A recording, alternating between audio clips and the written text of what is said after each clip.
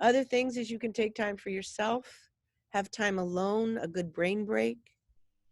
Do puzzles. Jigsaw puzzles are wonderful for calming your brain. Make some time each day to read. This is Stones of Remembrance by Dr. Daniel Amen, a very famous brain doctor. If you are spiritual, it does offer scriptures for your mind, body, and soul and dealing with anger and other emotions. It is free on Kindle at Amazon right now for an unspecified period of time. He's offering it for free. But you might want to read one of those quotes before bedtime. Play music, soothing music, dance. Aromas are really good. Chocolate, peppermint. You can actually get little balls like this on the internet. You put a little cotton ball with your favorite smell on it. If you're into essential oils like lavender, do use diffusers if you have them. We also have, you can do it with your kids. You can get, Michael's is delivering things. These are these little lava balls that you can use. Put a wire on it, put some essential oil, lemon juice, something like that on there, and the child can smell it in order to calm their nervous system whenever they get upset, as well as you as adults. Coloring is also very good for children as well as for adults. It kind of calms us down. Play. Do remember to play at this time. It's reflective. It's giving us more time when we're not driving on the freeway. Play games. Oh my goodness. Oh my goodness. We have a Monopoly game out. I have been trying to finish a Monopoly game since I was probably 16 years of age. And I was born in 1990, none of your business. This is non-young here. So you can imagine how long that was. So I'm going to get to finish that Monopoly game. Please, please, please get good sleep. Okay? I'm going to give you an acronym. It's MESS. Meditate, exercise, and sleep. Those are the things that are going to get you through. At night, there's a body scan there. If you find yourself like me, I go to sleep and I'm not distracted anymore, and then 1,000 thoughts come in my mind, what you can do is you can scan your body. You can start at your toes and start wiggling them, then go up to your ankles and move them, then your knees and move them, then your hips, and continue to go all the way up, moving your fingers. You're taking the focus out of those thoughts into your mind as you continue to breathe. Do a meditation before bedtime or possibly a prayer. Another thing that you can do at bedtime is put your hands above your head and take 3 slow, deep breaths. You can either inhale for 3, exhale for 4. When your hands are over your head and you're lying down in your bed, you cannot breathe into your chest. You have to push it down into your belly, into your diaphragm. That jump starts that parasympathetic that gets you ready for sleep. Mind and body are not two different things. Neither are sleep and wakefulness. So we want to calm ourselves down so we set our dreams up to be positive. Play with a pet. Laugh.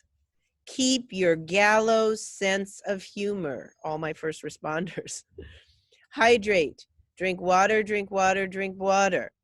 Coronavirus doesn't like hydrated bodies. Avoid those sugars, as I said before. Vitamin A, D, C, and zinc you want to make sure that you're taking or eating in your foods. Green tea is good. It has thiamine in it. That's also something very good for your immune system. Stay away from the caffeine. In the morning, front load your brain and say, today is going to be a great day. Then your brain is going to go looking for the positive things. Do limit your news intake, 20 minutes a day, 10 in the beginning, 10 at the end of the day. The news media is there to sell their product, to get you to watch, to buy more advertisement. And they're going to spin a lot of stories that have no basis in fact. It's somewhat of a trash can. So do go for the information on the CDC websites, John Hopkins, for reliable information rather than your channel news that you would normally look at, which kind of has an entertainment component to it, not so much an educational component. Do keep the news away from children. What we learned from 9/11 is when children were exposed to watching that plane go into the tower each time it did that while they were watching it on the news, they don't have any sense of time, very young children. And so therefore, each time the plane went in, they were registering that a new plane went into the Trade Center. So limit your intake. Ants. Another tip from Dr. Daniel Amen are automatic negative thoughts. If I say, oh, what if I get the coronavirus and I'm going to die? You ask yourself, is this 100% completely true? And of course, no, it's not. And then you flip it over to refuting with the evidence that's out there what is most true. Most everybody is going to have mild symptoms from the coronavirus or no symptoms. And if they take good self-care, they're going to be okay. So go for what is factual and not what is what if. In fact, never ever answer a what if question. What if questions are usually catastrophic.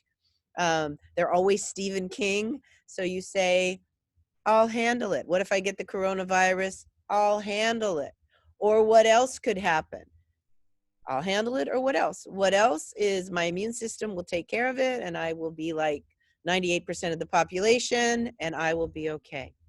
Take this time though to enjoy the beautiful things in life, like watching a sunset, noticing that spring is here. What we do know about the qualities of resilient people, and my first responders, you are resilient people. You are fighting the war out there. The front lines of this war is not the Army or the Marines. You are on the front lines, and you will get through it with that connection and with us together, with that positive, realistic attitude that you have that we will get through this, with that caring, supportive relationships. Because of the distancing and because everybody's working so hard, long shifts, you're not going to get that time to connect with other people. So again, make time to connect with supportive people. Stay away from the gloom and doomers, but from the supportive people. Expect to influence the outcome. The world is going to be a better place, but we do accept what is. We do have to have social distancing. We do have to have hand washing, and don't touch your face, as Mama said. And we will get through. And as I said, control what you can control, which is your emotional response to the event. There is some normal anxiety. We don't know when this is going to end. The worst type of anxiety for us humans is what we call anticipatory anxiety, because we don't know when it's going to end. Okay, if I'm taking a class that I particularly hate, I know when it's going to end. It has a 3 months duration and then I will be out of my pain. But we're not quite sure about this. So that continues to elevate our anxiety. There's a technique that you can teach your kids. You can also do it when you take those deep breaths at night before you go to bed or any other time in your routine. It's called the butterfly hug, or the puppy dog hug if you have boys and they don't like butterfly. But watch me, you take your hands like this, you interlock them with your thumbs, turn them around and see it makes a little butterfly. You can put that butterfly under your clavicle and just gently, about 8 to 16 times after you take a couple of nice deep breaths, just gently tap. That gives information up to your brain that everything is okay and we are calm now. There's also a ladybug hug.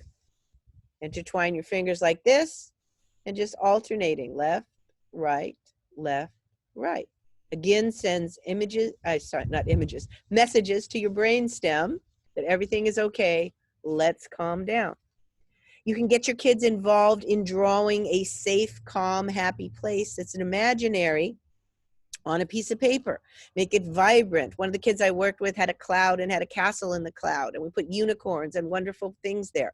Then you give it a word, a name that cues you that when you say that word, like unicorn palace, that vision comes up. Have your children talk about that safe place that they're drawing. the colors that are there. Does it have any smells? Use all 5 senses to make it as vivid as possible. What they hear in their place, what they're touching, and then have them do their little butterfly hug, back and forth 8 times, very slowly. Bring up Unicorn Palace, and then maybe when they're anxious during the day, they can go over, look at their picture, bring up the Unicorn Palace, and it will help them to calm down. Here's another quick technique. Again, it is on YouTube. It's called the Quick Coherence Technique from Heart Math. It has 3 steps to it. I'm going to tell you the steps right now as you go through them with me. I'd like you to go through it with me. The first step is take a couple of deep breaths and then notice where in your body your heart is located. You can close your eyes or kind of just cast down, looking down at your computer screen or whatever, and just focus on that area of your body where you believe your heart is located. Second step is imagine that you are breathing in and out at a regular pace through your heart.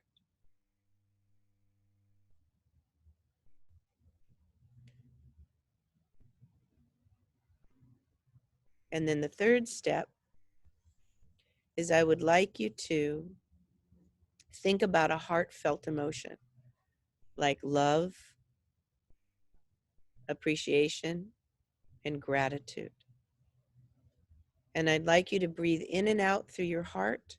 And as you are breathing in and out through your heart, I want you to think about the people, places, and things that you appreciate and love and are grateful for. Just gently breathing in and out through your heart.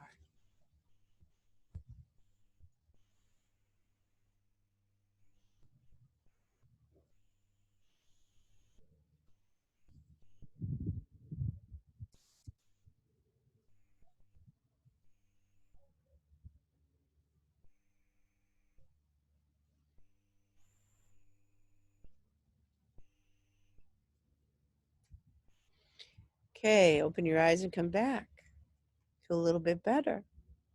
Also, what you can do is you can take kind of the pain scale, 0 to 10, and before you do these exercises, you can rate how disturbed are you, how upset, how anxious, 0 to 10.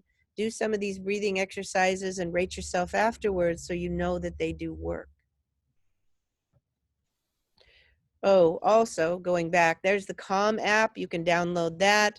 I know LeBron James is doing a number of breathing exercises and resilience points and managing stress and anxiety. So if you have any basketball fans, you can maybe download that app. I'm going to read you this story. It is the story of the oyster and the butterfly. You can read it to your children, and it's also good for us. It's about the coronavirus and me. Do you know what oysters do when something that bothers and irritates them comes into their lives?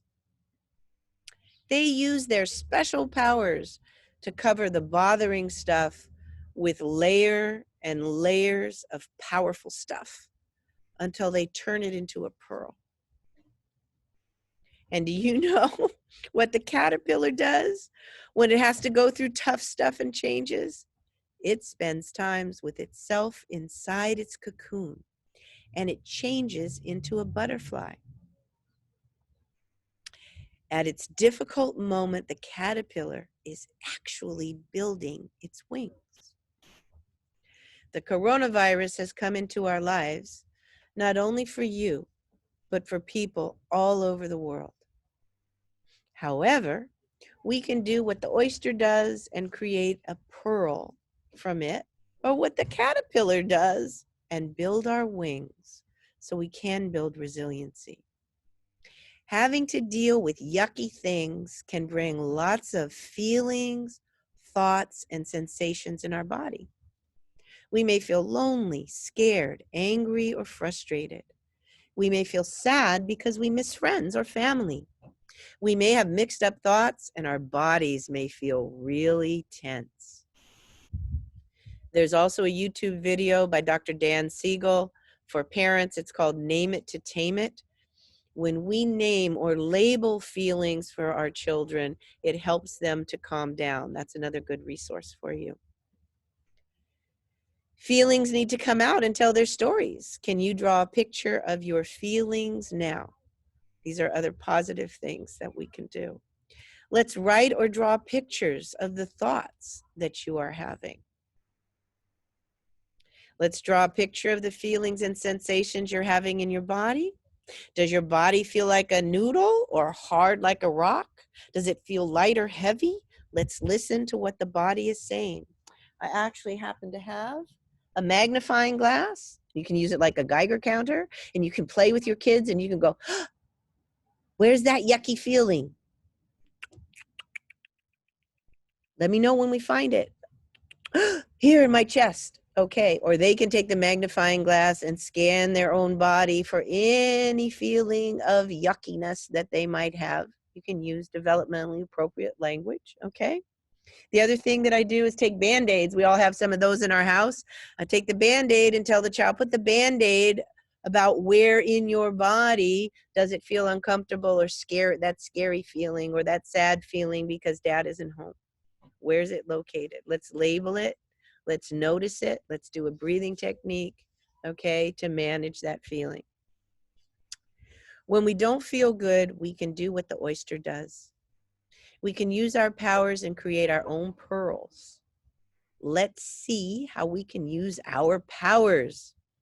So number one, we can use our powers of our bodies to stay safe. We can do the things that will keep us far away from the coronavirus. Wash our hands, don't touch your face, social distancing.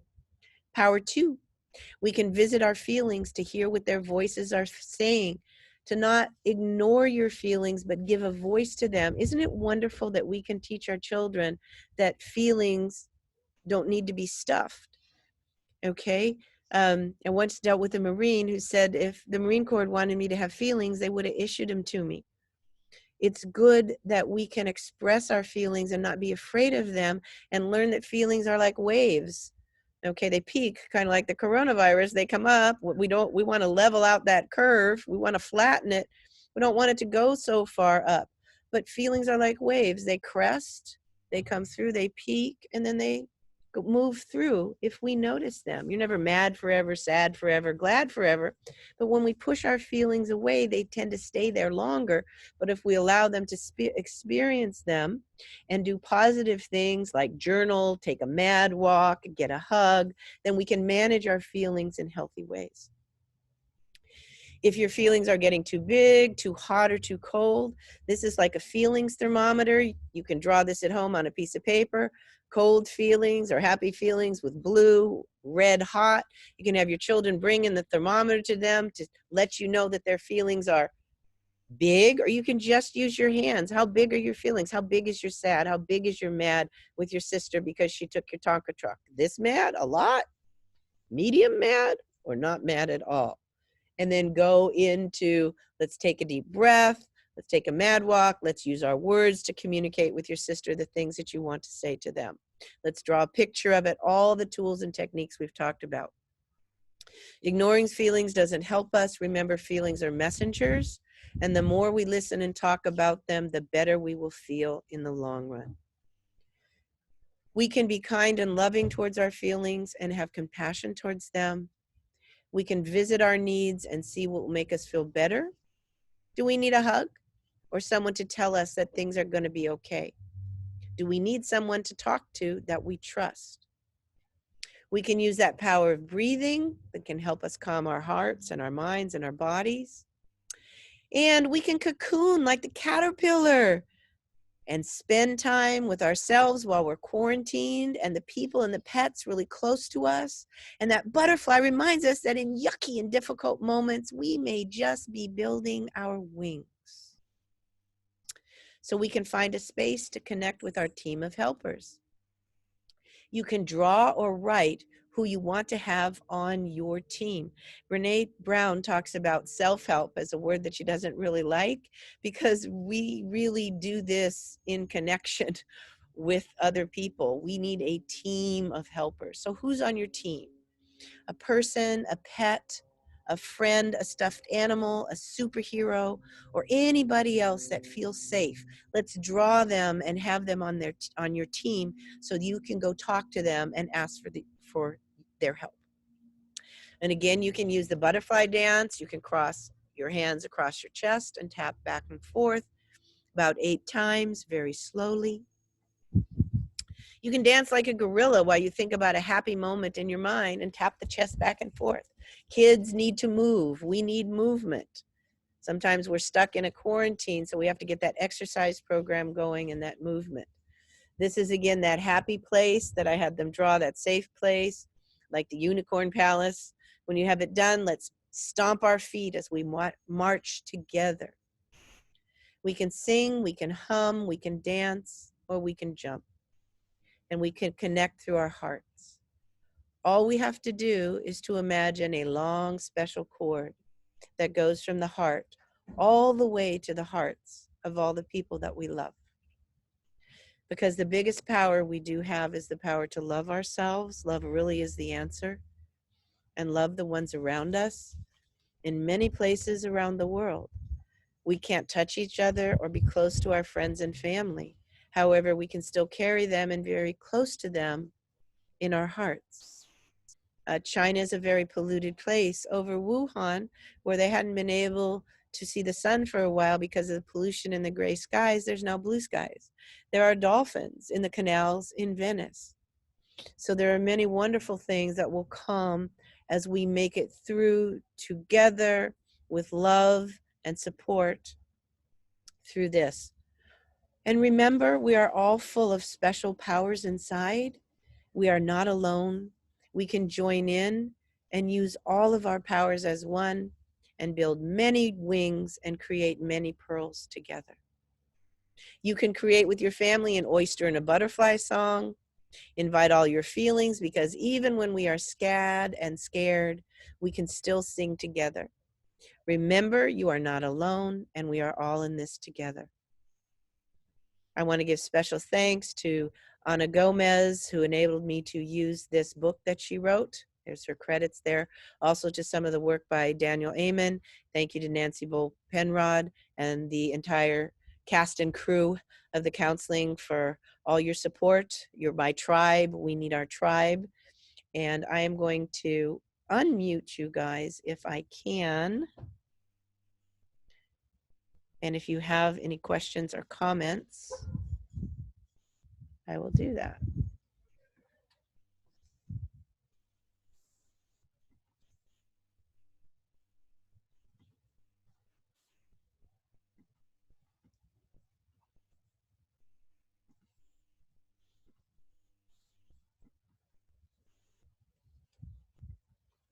And you can also send me a chat.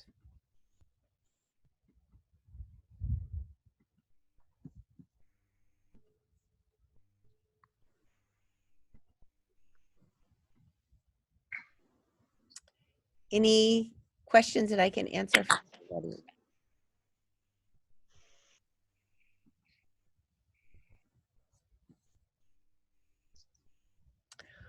Thank you so much. It's my first webinar.